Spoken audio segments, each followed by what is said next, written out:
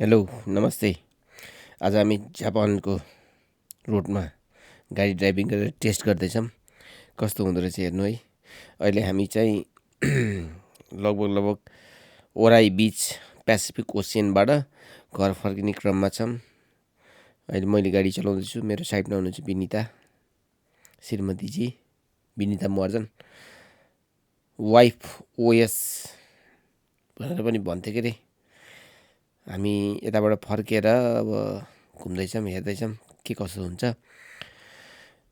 गीत मधुरो बज्दैछ, तर त्यो गीत चाहिँ हामीले अब युट्युबमा कपिराइटको कारणले चाहिँ त्यो अब राख्ने कुरो भएन। त्यसैले अब यो गीत चाहिँ नराखौँ होला। गीत नराखेर अरू केही गर्नुपर्ने छ। बाटो पनि अब खुला अलि कम मान्छेहरू होइन, त्यति भिडभाड छैन। गाडीको स्पिड लगभग अहिले 60 किलोमिटर पर आवरको हिसाबमा छ र यो मिनिमम चाहिँ 40 हो, म्याक्सिमम चाहिँ 60 हो। यो बिचमा 50मा कुदाउँदा ठिक हुन्थ्यो होला। अलि गाउँको बाटो हो। अहिले हामी गीत गाउँदैछौँ, सुन्दैछौँ। अब यो गीत चाहिँ हामीले राख्न मिलेन के अरे, कपिराइटको कारणले गर्दाखेरि। अलि लामै समय खिच्दैछ। विनिताले यो गोप्रो पाएपछि गोप्रो भिडियो राम्रो आउँदो रहेछ। त्यसमा यसरी अडियो राख्दाखेरि चाहिँ अझ राम्रो हुन्छ के अरे।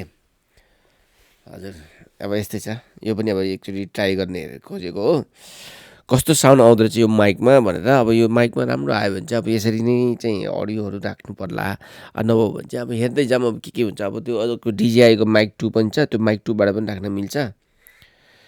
हस्, अब एकचोटि अब यति नै गरौँ होला। अझै बाँकी छ 2 मिनट जति।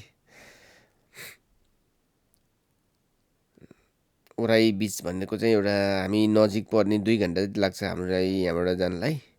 त्यो बिचमा चाहिँ हामी अहिले घुमेर गएर आएको। छोरीको फुटबल पनि थियो आज।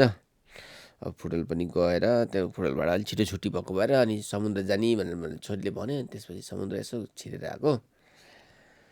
समुद्र पनि रमाइलो नै भयो, चिसो हावा चलेको थियो। अहिले हामी चाहिँ चुकुबा हाइवेमा छौँ।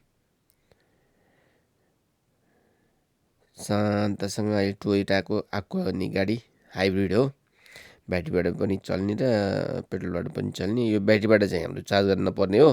गाडी कुद्दा केही पर्सेन्ट चार्ज हुन्छ र अनि त्यसपछि ब्याट्रीले चल्न थाल्छ। अनि ब्याट्री सकेपछि फेरि स्टार्ट हुन्छ। अनि पेट्रोलले चाहिँ चार्ज पनि गर्छ र गाडी पनि गुडाउँछ।